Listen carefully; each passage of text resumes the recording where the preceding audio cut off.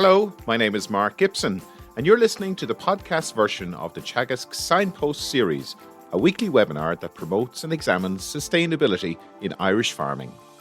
Morning, and you're very welcome to this morning's Signpost webinar. My name is Pat Murphy, Head of Environment Knowledge Transfer with Teagasc. This series is brought to you in conjunction with the National Rural Network, Food, Drink Ireland Skillnet, and Dairy Sustainability Ireland. The EPA brought out their bathing waters report, and it was a very positive report. But today I think we'll be dealing with maybe some of the issues behind the blue flag beaches, and in particular one project, and welcome Eoin Kinsella from the Duncannon Blue Flag Farming and Community Scheme located in Duncannon, County Wexford. Thanks very much, Pat. Great to be here. Yeah, you might just give us a little bit of an insight into the Duncannon Blue Flag Farming and Community Scheme. Just what is it, and what are the aims of it? So the Duncannon Blue Flag Farming Community Scheme is a European Innovation Partnership project. We received funding in 2018 from the Department of Agriculture, which was through the EIP under the Rural Development Programme. I guess the reason, I will cover more in detail, the reason behind it was Duncannon lost its blue flag in 2007, and we had multiple pressures in the area, not just farming. There was 4 to 5 different pressures kind of coming from that catchment alone. And the whole background behind the EIP project was to lower the bacterial levels into 2 streams that flow onto Duncannon Beach. Okay. We're also joined by Noel Meehan. Noel will be helping with questions later on. And just to remind you, if you have questions, just use the Q&A. So Eoin, if you're ready with your presentation, you can share with us and fire ahead.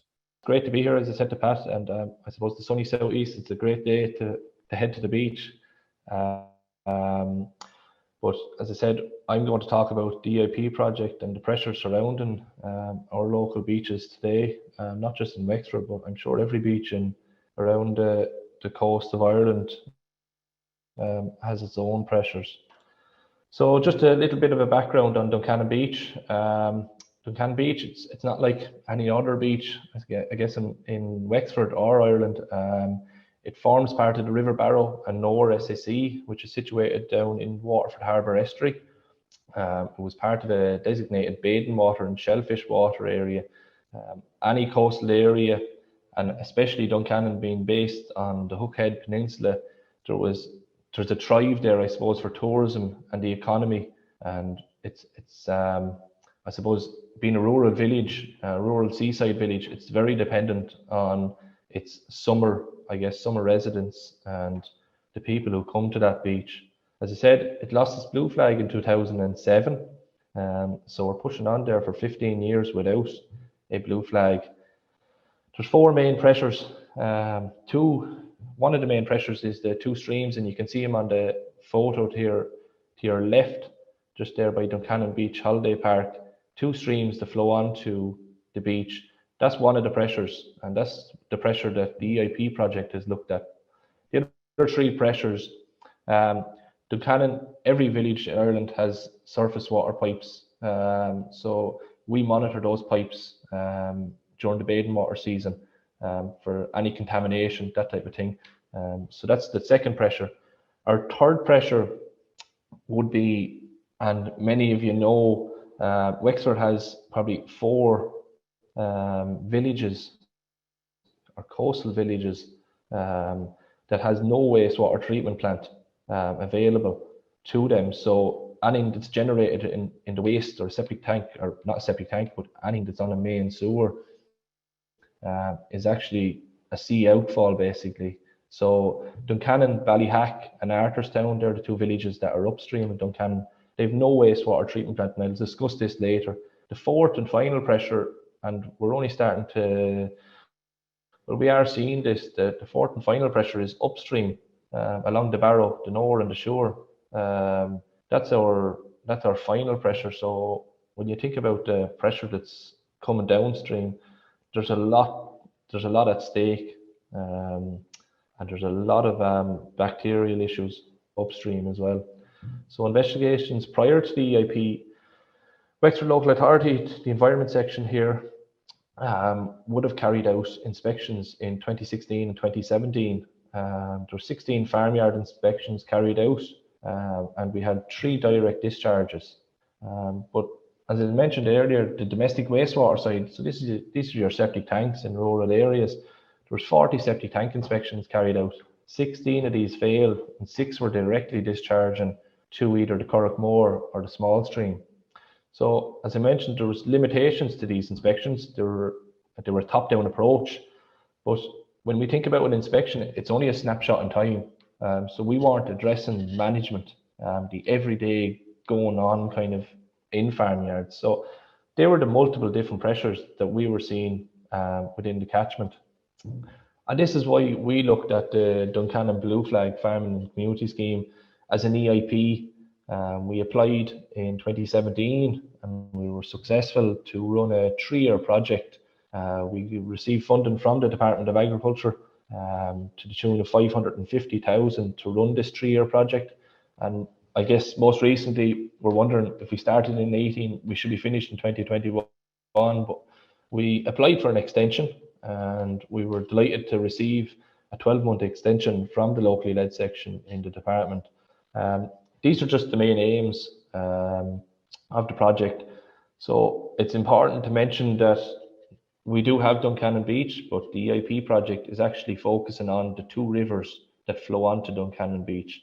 So what we were trying to do is restore, protect, and enhance the water quality in those 2 streams, and try and develop an effective model for future catchments. Like this project, I suppose, it's been talked about quite a lot, and the approach. Wexford Local Authority are the only local authority involved in, I guess, as a lead partner in an EIP project of all 50 or over 50 EIPs in Ireland now.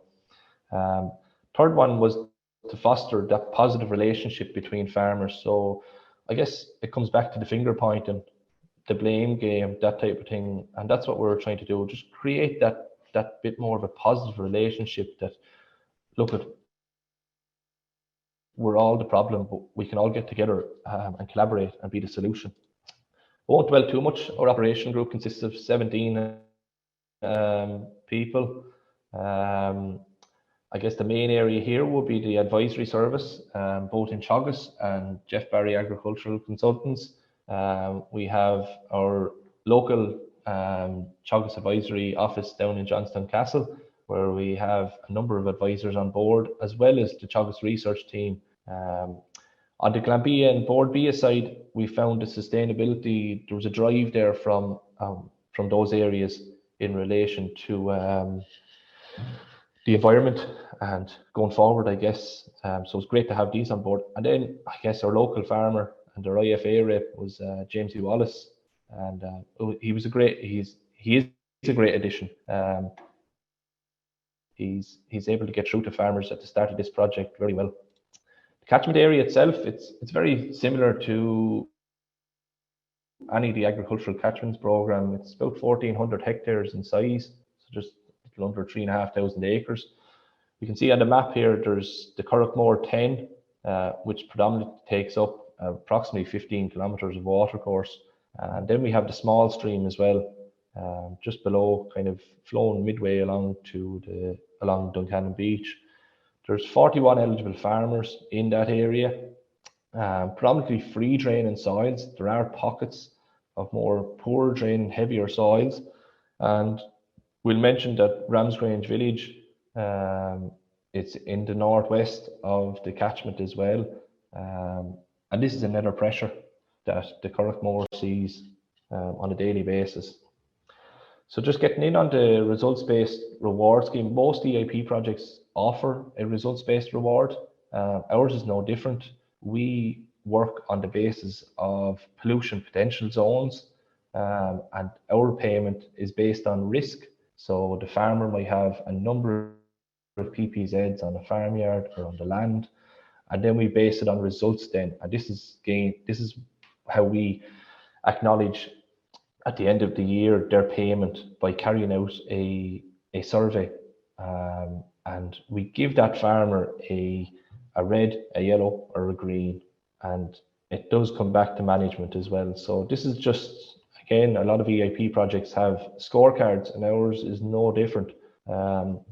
We keep it simple. I guess keeping it simple to the farmer, getting that message across, the reason why they're falling into a red, a yellow, or a green, and then the recommendation. So you can see this very quickly. This farmer, he has farmyard manure storage, but there was no effluent channel in front of the sheds. So just basically was an effluent channel to be constructed outside of the shed.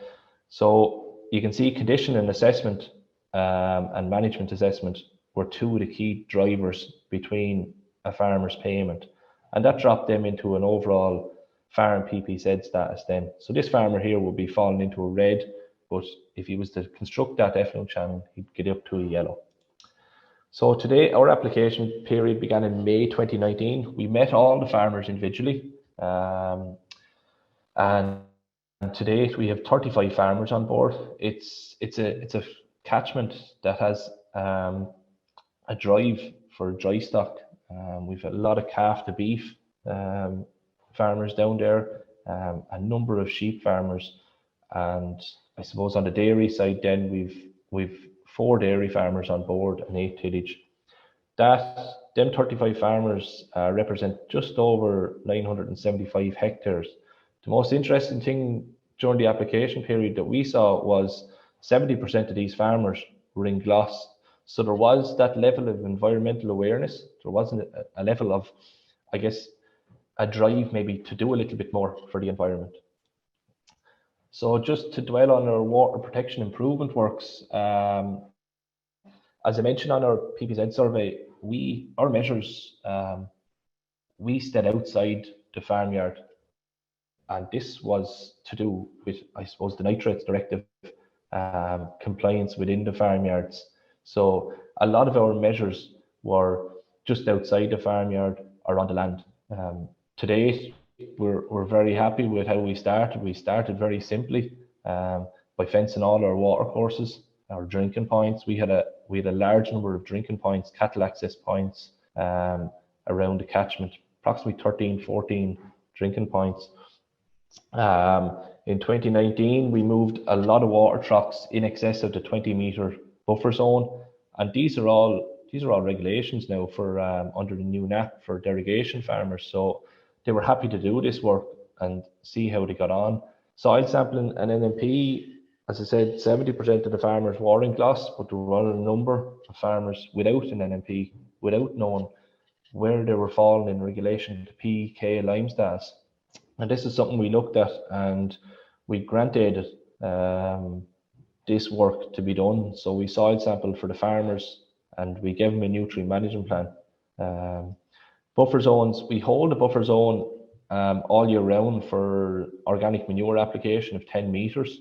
So we don't slot into that 10 meter in the shoulders of the year. We don't hold a 5-meter buffer. So a lot of the farmers adhere to the 10-meter buffer.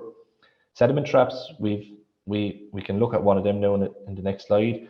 We've installed a number of sediment traps for both roadways, just outside farmyards on maybe grey water areas. And we also looked at farm roadways and I suppose restructuring farm roads in the area. We have a number of farmers using less. We don't grant aid for less, but we do always advise farmers to use low emission slurry spreading. The riparian zones then is another one. This just down the bottom right corner.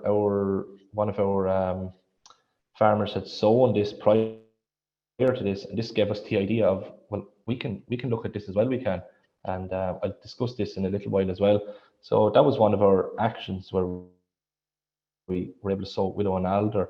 Hedgerow planting was another action available to farmers, and we planted about 1.2 kilometers of arable grass margins, and a lot of these measures were the right measure in the right place. And I guess this came back to the development of the PIP maps by the EPA. There was no real fine line, and there still is no fine line of what the EIP project done. once I built up that relationship with farmers, everything was discussed. Our biggest I suppose win to date on the no fine line, I suppose, measures is our text alert system.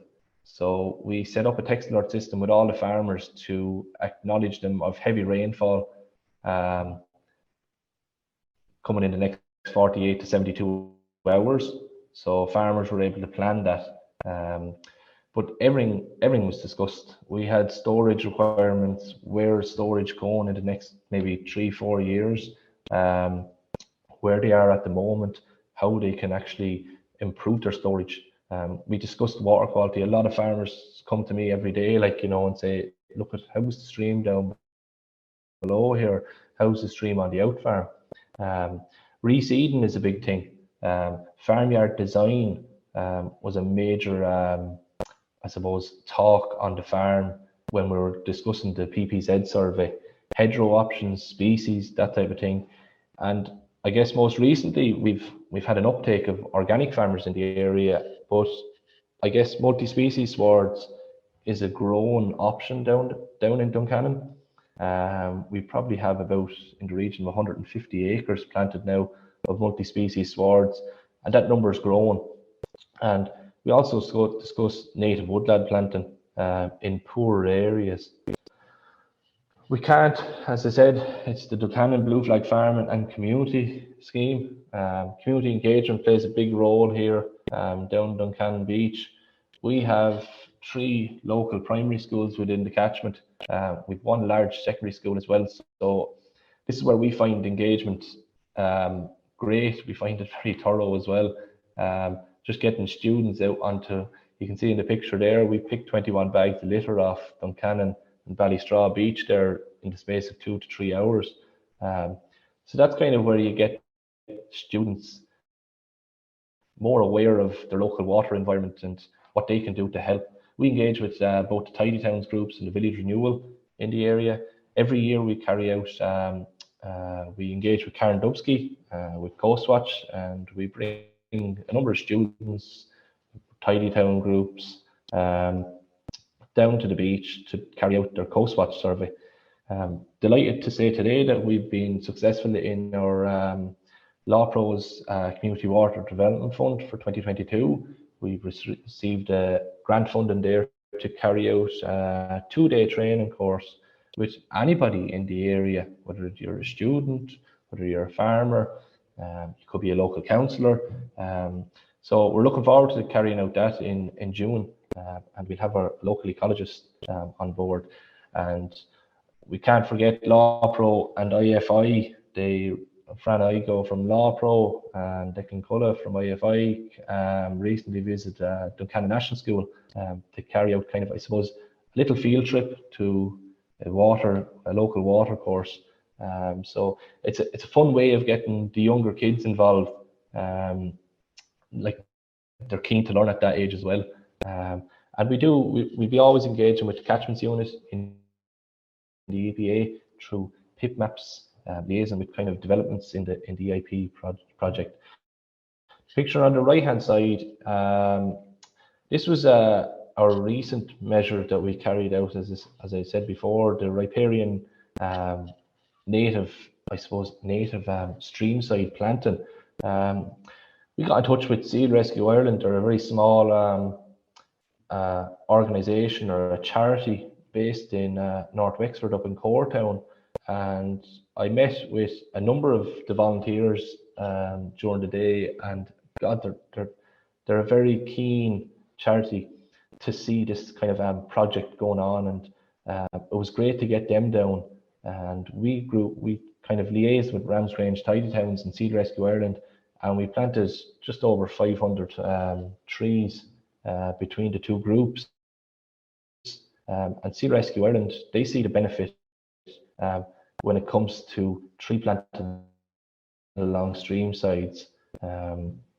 We can't forget the National Inspection Plan. So, as I said, Wexford Local Authority carry out a number of septic tank inspections every year. Under the National Inspection Plan, then, at the start of the year, we plan a number of septic tank inspections in the area. To date, we've carried out just over 120 inspections in the catchment. And so it's just a little of probably about 60% of houses. And it was kind of a main driver as well to focus on not just farm surveys, but let's look at the septic tanks as well and see where they are. So our stream water quality, that's just a map of the catchment again. You can see there are our 12 monitoring sites throughout the year. We look at a number of parameters between 4 and 6 times a year. We do take stormwater samples as well, but there are set monitoring points throughout the year. We do take samples outside those areas as well. Our main focus is E. coli and enterococci, just for the bathing water status, I guess, and the parameters that surround a lot of beach closures during the year. I guess to move on, as I said before, our focus was the 2 streams on Duncannon Beach, are flowing onto Duncannon Beach. Since the project has started, and I guess let's not let the heads drop, our bathing water status has actually gone the other way. Bathing water statuses are on an average of 3 years. So this start kind of turning the heads of, right, okay, I think we fixed the issue of the 2 streams flowing onto Duncannon Beach. Where are the other pressures? We've seen a major advancement in the quality, the bacterial quality of the catchment in the last probably 12 months. But I guess a good way to focus on how the long-term assessment is looking is by ecology. We get in Aquins Limited. Dr. Jan Robert Bars comes down every year to us to carry out an assessment at 6 different sites. And you can see there our Q values are improving. There are a number of sites that are kind of staying the same, but we know there are maybe issues there with a septic tank maybe, or a discharge point or something like that. But overall, it's a good way to look at the long-term view of the water quality within the catchment.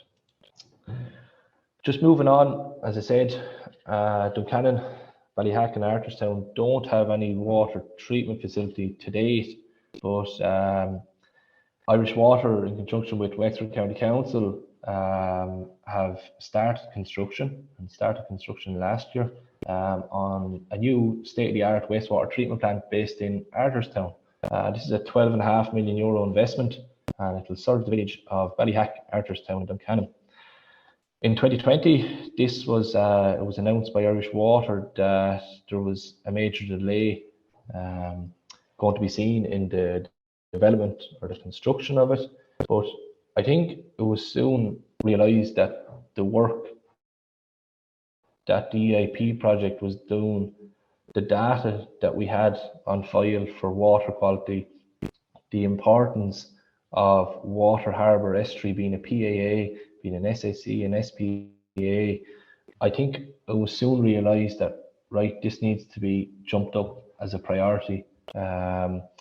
And we were absolutely delighted to see him hit the ground a couple of months ago. So CISC are the contractors that are awarded that. That's just an overview. That's probably in the last week or two. That wastewater treatment plant will be up and running by October this year, it's hoped. So there's great advancement there. So second last slide, I think. So I suppose the expected returns, the results and the performance, we are seeing a reduction in bacterial pollution with engagement with farmers, with engagement with houses, with engagement with community groups. The improvement in ecological quality is there. We have the data. Our Q values are improving every year. The EIP project was all about innovation.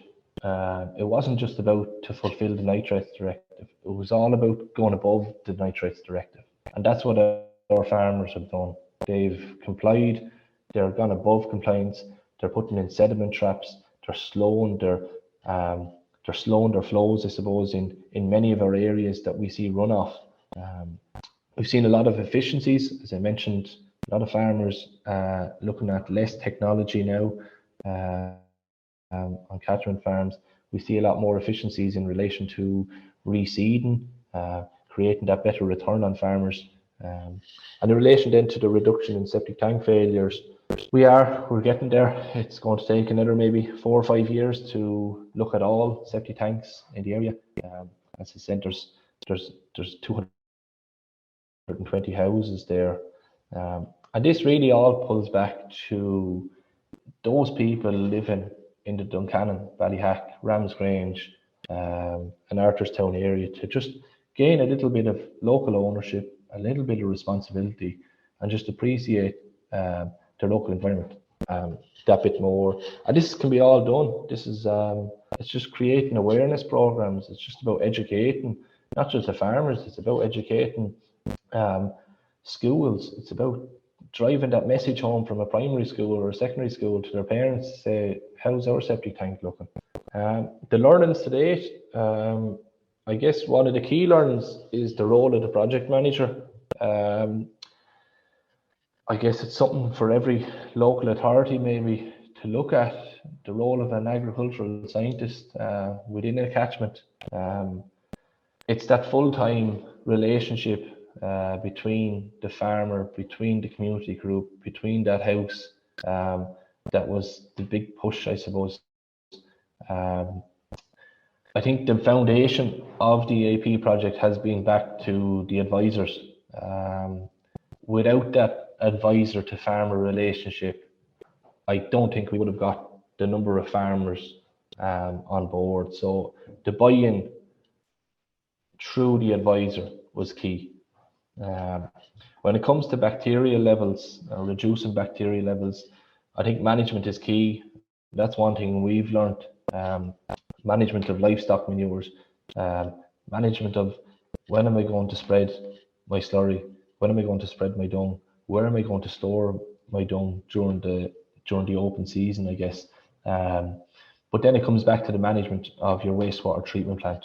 Moving on to the existing pressures, the pressures that are, we're always going to have pressures, we're always going to have losses within a catchment. And I think it's probably a window opener for a lot of local authorities upstream of Duncannon to look at maybe measures that can be put in place by farmers. And this comes back to your advisor, your ASSAP program, the data being collated by LawPro or WFD monitoring. So it's about kind of getting the right measure in the right place upstream as well. And I think we've developed an effective model that we don't need to do big things to change water quality.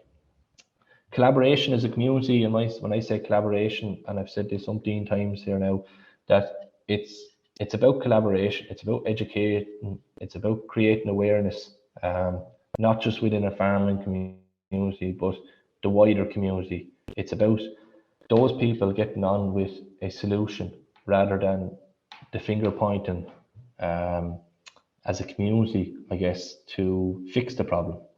The last question then is, what does the future hold for the catchment of Duncannon? It is a big question to be asked. There's been a lot of money spent down here. There's been a lot of work done down here. We've had a lot of investment, big investment by farmers and by houses. Your typical, whether it's a slatted tank, you could be looking at 40 to 50,000. Whether it's a septic tank, it's 12, 13, 14,000. So we've had a lot of money, but the question really dwells is the future, and there are a few things we're looking at in relation to maybe setting up a Duncannon Blue Flag Committee, maintain those text alert systems. And this comes back to maybe getting a number of farmers, getting a Tidy Towns group person on board, and just maybe meeting 2, 3 times a year. But I guess it'll come back to the local authority to, I suppose, continue to collaborate with this type of catchment. So that's it. Thanks very much. And if there's any questions, I'd be happy to answer. Thanks very much. That was great. I suppose just to remind people, if you could submit your questions on the questions and answers, and there's a number of questions coming in there. I suppose the one message that I'm kind of taking from your presentation is that it's a combination of the implementation and the follow-up on regulation, and then engaging with the community, both as important as the other in terms of the way forward for water quality in this context. And I think there's a lot of lessons for every other context around the country. Yeah, correct, Pat. I suppose when the EIP project comes back, or whether it's in place now, everything comes back to regulation. Whether you're a farmer or whether you're a house, there's regulations there in place, but implementing those regulations going forward will be the main focus.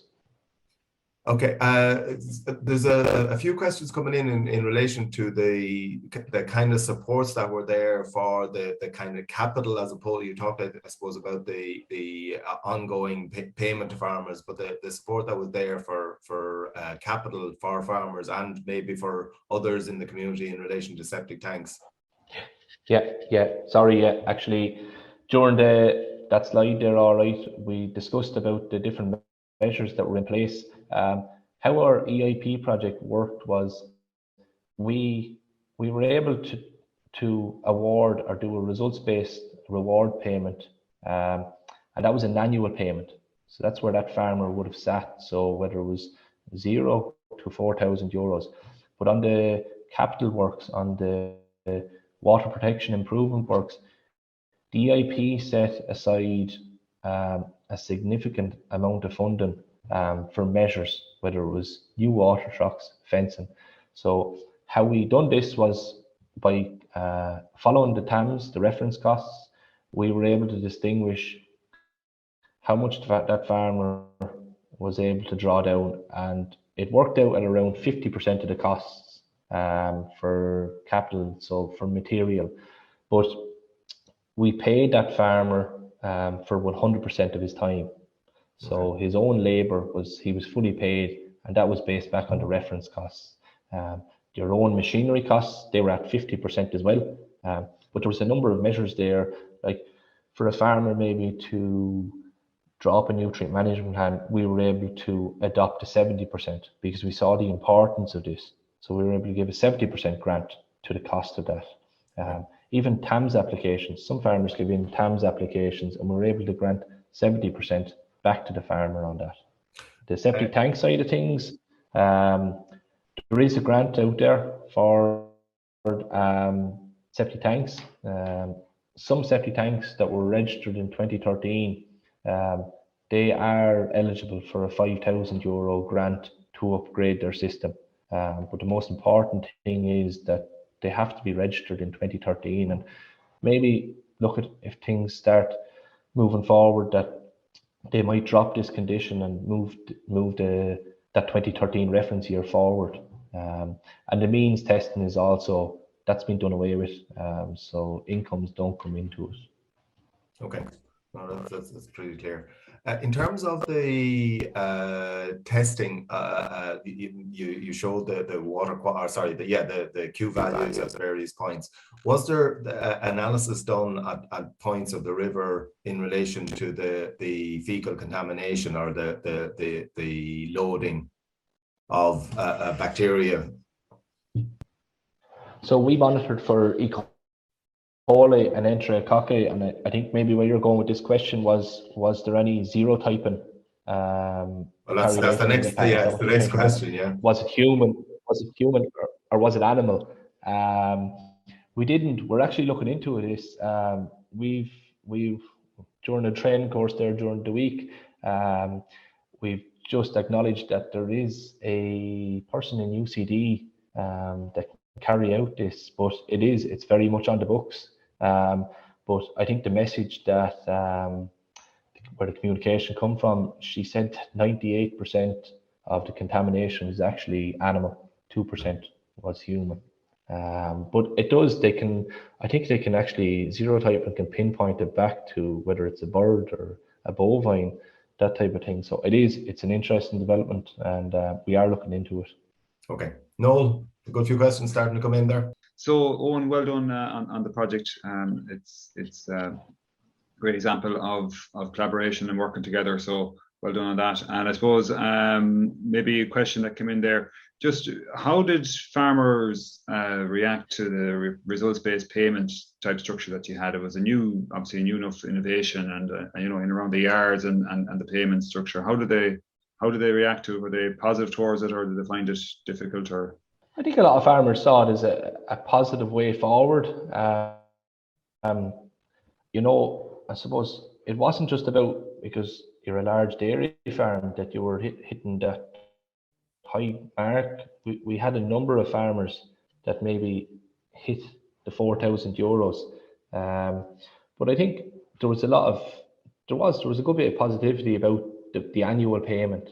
And I think it was about getting the message across in relation to, look at, if we can get this watercourse fenced, like we will see an increase of €1,000 in the annual payment, so I think based on a lot of the other EIP projects, it's a generous payment for what was out there, for what works needed to be done. But a lot of farmers were certainly delighted with the increase in the payment, that you weren't stuck on maybe €2,000, that you could get up to that €3,000 or €4,000. Okay, good. And I suppose just another question there is around, you give an indication of what farmers had joined the program. And the question I often get asked in the ASSAP program is age an influence or determination of who's more likely to join it? Are older farmers more likely than younger farmers? And I'd just be interested in your thoughts on what was the kind of the barriers maybe to farmers taking up the opportunity to join the program. Yeah, age didn't really come into it. No, it was. I went to college with some of the farmers down there, so I won't say I'm a young. I'm young, but I'm thereabouts. But we had a number of farmers in Young Farmer Scheme come into it, and that stretched right up to even one of our farmers is retiring this year. So it wasn't an influence, but it was really about getting that simple message across to them, of how it works, regardless of age. But yeah, we had a number of young farmers that drove on with it. Good. And there's just a kind of more technical question here. The question is that in parts of Wexford, there's a project going on where septic tanks, the percolation area, are reed water filter beds, and apparently they are working quite well. And the question is there discussions on this to expand that out, or what's the findings on it, or do you know anything about it? Say that again, Noel, sorry. So there's filtration, is it? Yeah, these reed water filtration beds. So as opposed to your typical soil-based polishing filter, it's a reed water-based polishing filter. I will say I wouldn't be straight into the septic tank inspections. What I probably would say about them type of wetland systems, the soil type that's the main driver between the wetland system as a secondary treatment system. If you're not on the right soil type, it's not going to work. Okay, and I'll just give another one there.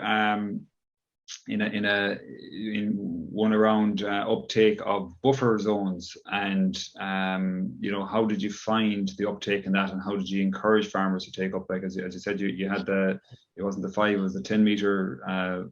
All year round, and the question is, how did you encourage farmers to take that on? Because another project is not having as much success maybe as yourselves, and just wondering around that.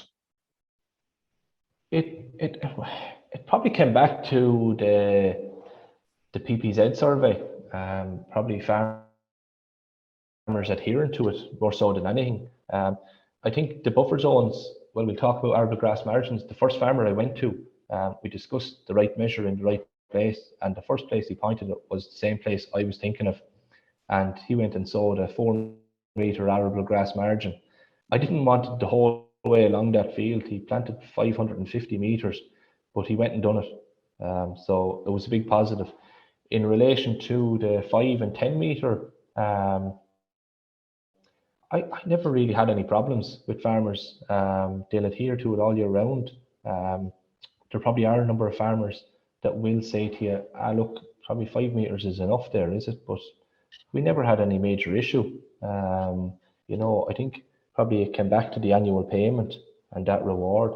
It wasn't going to not have a knock-on effect, but like if we showed the results of maybe, you know, look at staying back to 5 meters, like, you know, at that extra 5 meters, that was probably the biggest discussion. But when farmers realised not what 5 meters was, but what it meant to their local water environment, then they kind of they settled on the 10, all right. And of course, he had very frequent water monitoring as well, so you could probably link the two together very, very closely. Yeah, most of our water monitoring points, between them, there was probably only 4 farmers between each monitoring point. So it was good to share the water quality results as a group more so than anything, because that's how you get the message across. That's how you get the discussion going as well. Noel, there's a few questions coming in there in relation to the physical measures, the sediment traps, etc., that you put in place.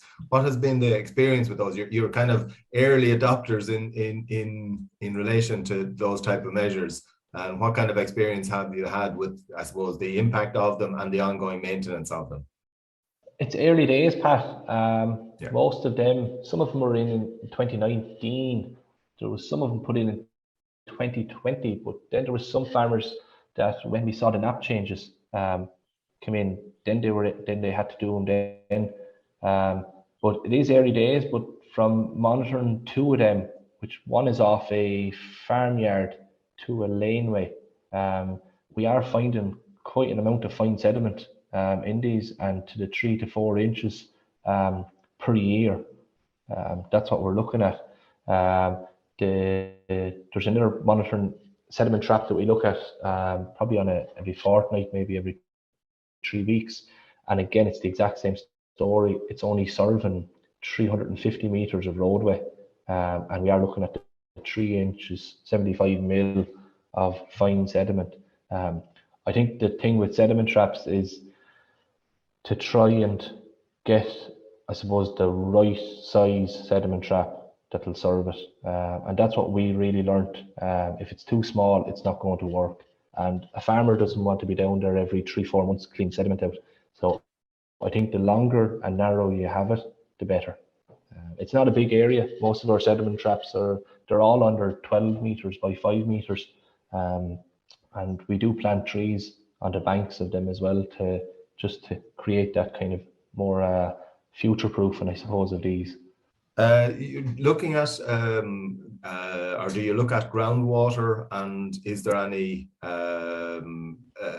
issues for the water abstraction for the village of Duncannon, or is that water abstracted within the area?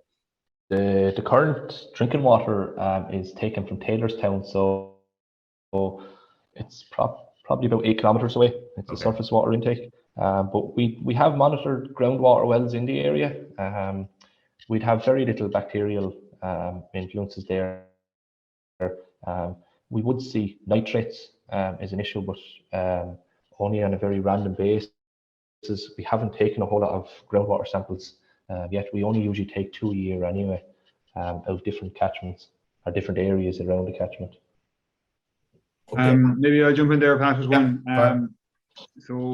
I suppose my ears pricked up when you mentioned the text alert system that you had, and maybe would you just maybe explain a little bit more on how that was set up and how you run it?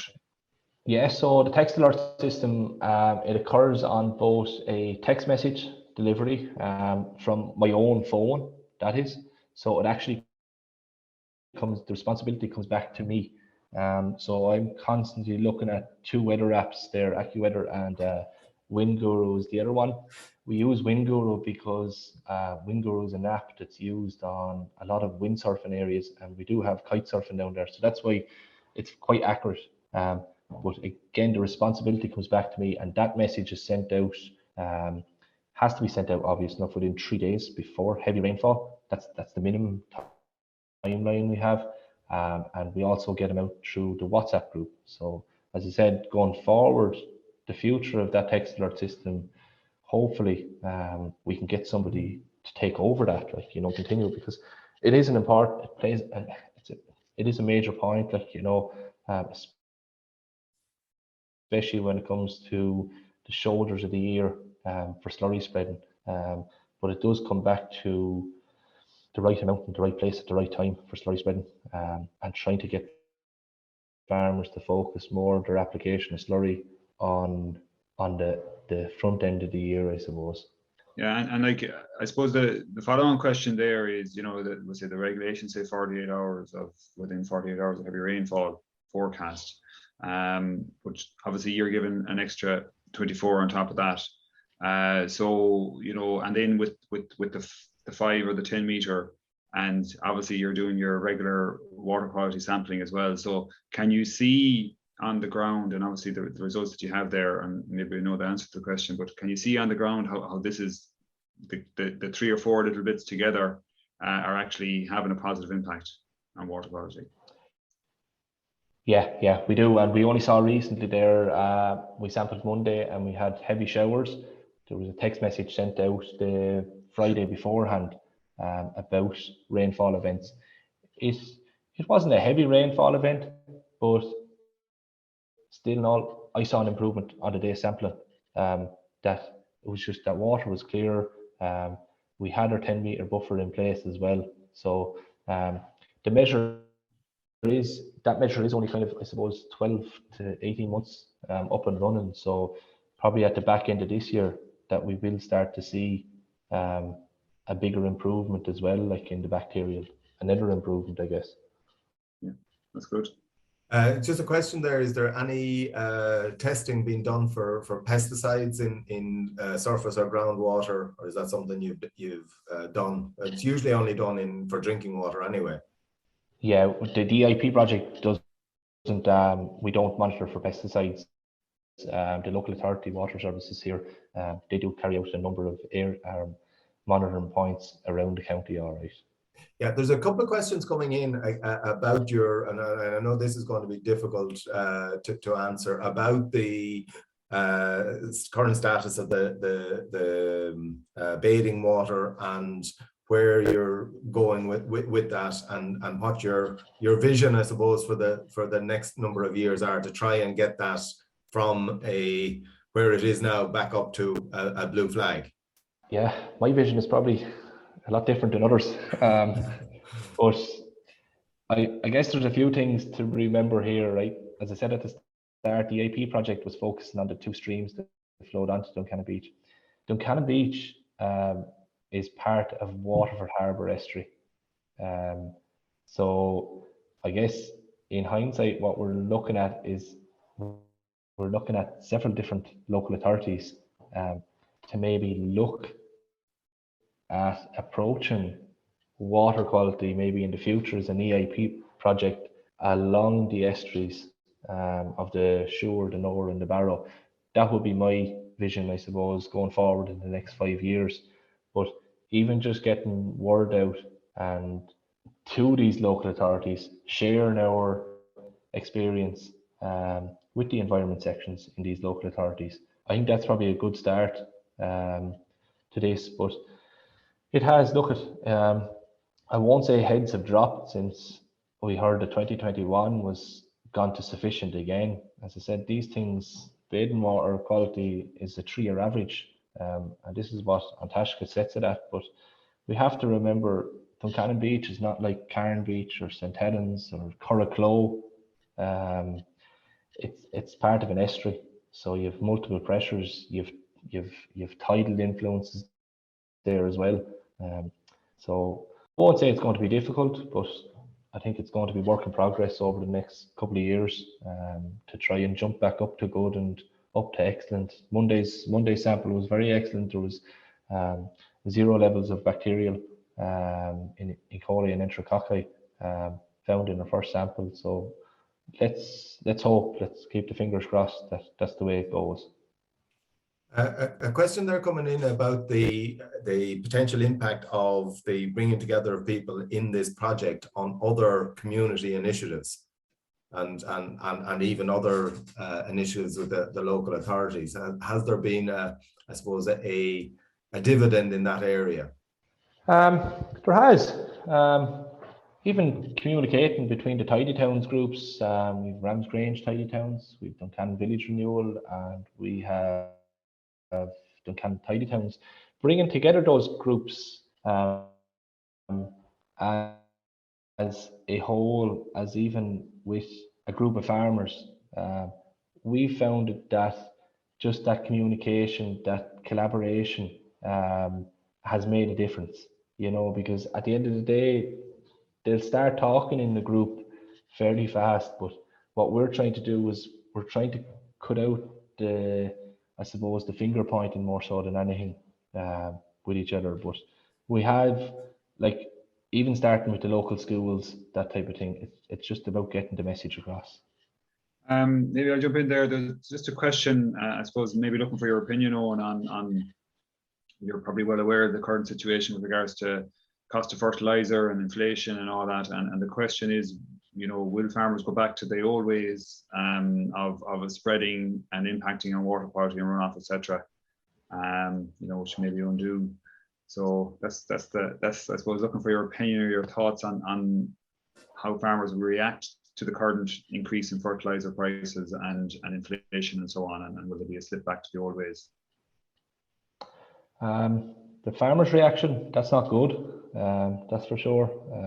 Paying over €1,000 a tonne now for urea, but it does create a sense of awareness of the value of what sits on their farm, the value of that slurry, whether it's €50 per 1,000 gallons, whether it's 16, 17 euros per tonne of farmyard manure. Will farmers go back to their old way? I don't think so. I think farmers are, especially in the EIP catchment, they are trying to cut down on fertilizer use, and it's easily done. And like what we're trying to get across and the advisors are trying to get across in the catchment is, like, even by reseeding, even by liming,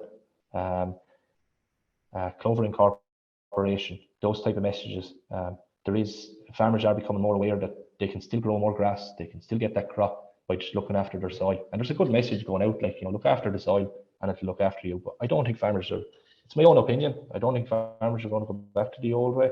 They're going to be a lot more careful with fertilizer use.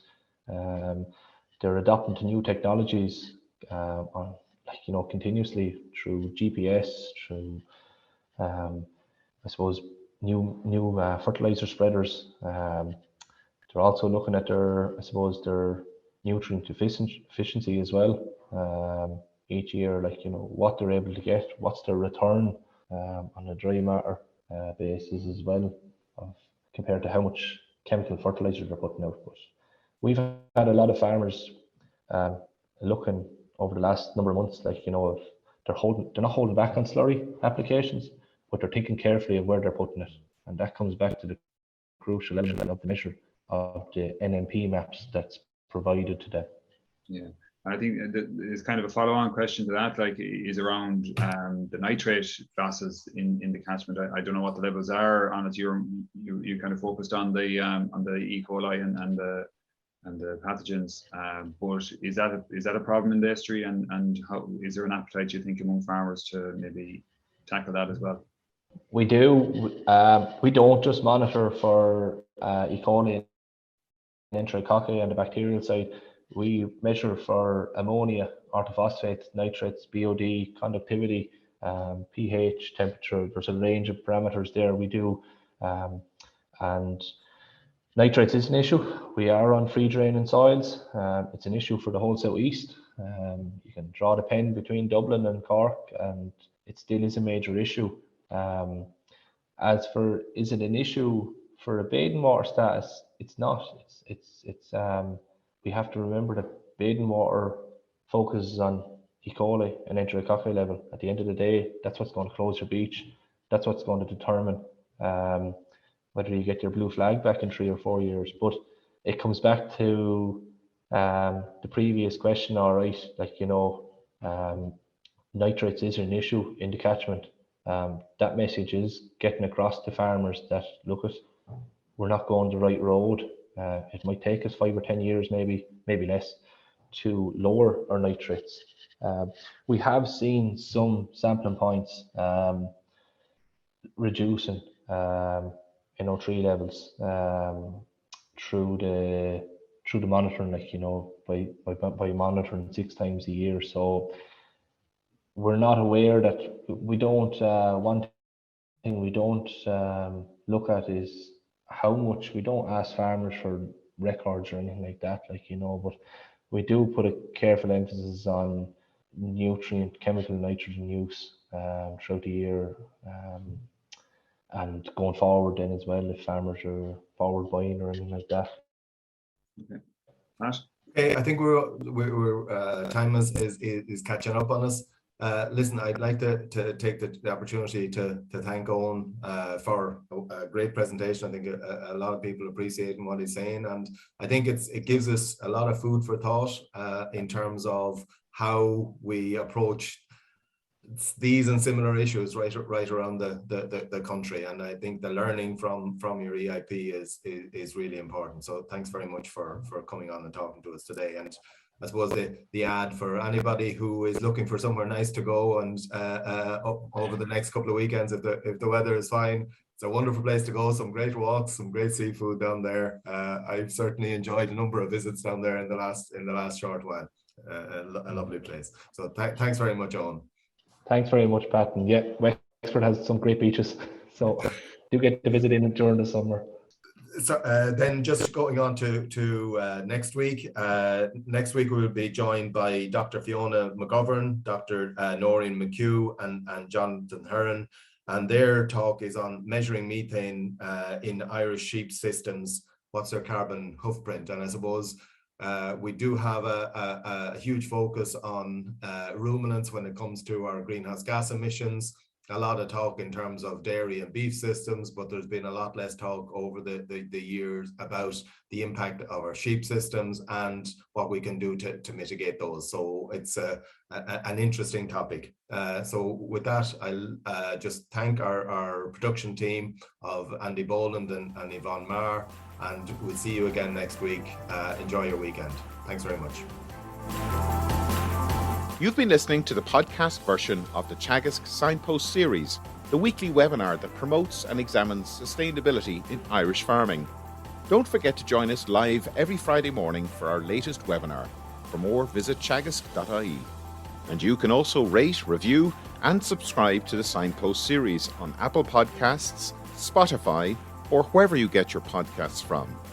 I'm Mark Gibson, and thanks for listening.